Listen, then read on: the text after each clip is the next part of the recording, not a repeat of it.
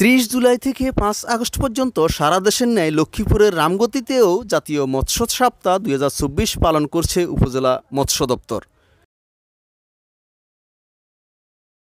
মৎস্য সপ্তাহ উপলক্ষে নানান কর্মসূচির অংশ হিসেবে মঙ্গল ও বুধবার মতবিনিময় সভা, র্যালি, আলোচনা সভা, অবৈধ জালের বিরুদ্ধে অভিযান পরিচালনা, মৎস্য চাষিদের প্রশিক্ষণ, জনসচেতনতা সৃষ্টি, পরামর্শ ও সুফলভোগীদের মাছ চাষ বিষয়ে প্রশিক্ষণ ও উপকরণ বিতরণ সহ বিভিন্ন কর্মসূচি পালন করা হয়। এসব কর্মসূচিতে প্রধান সমন্বয়ক হিসেবে দায়িত্ব পালন করছেন উপজেলা সিনিয়র মৎস্য কর্মকর্তা মোহাম্মদ জসিমউদ্দিন।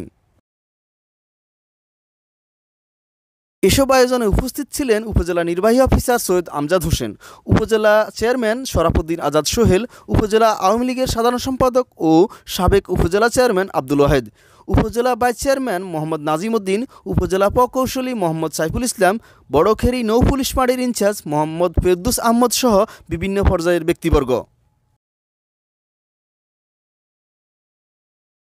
উপজেলা সিনিয়র মৎস্য কর্মকর্তা মোহাম্মদ জসিমউদ্দিন জানান, আমরা মাছ চাষে বেশ সফল।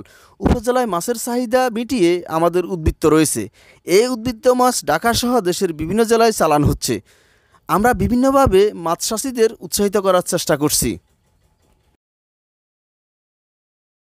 বুধবার সকালে উপজেলা হলরুমে অনুষ্ঠিত আলোচনা সভায় অতিথিদের পাশাপাশি সাধারণ মৎস্যজীবীদের মধ্য থেকেও বেশ কয়েকজন চাষি বক্তব্য রাখেন।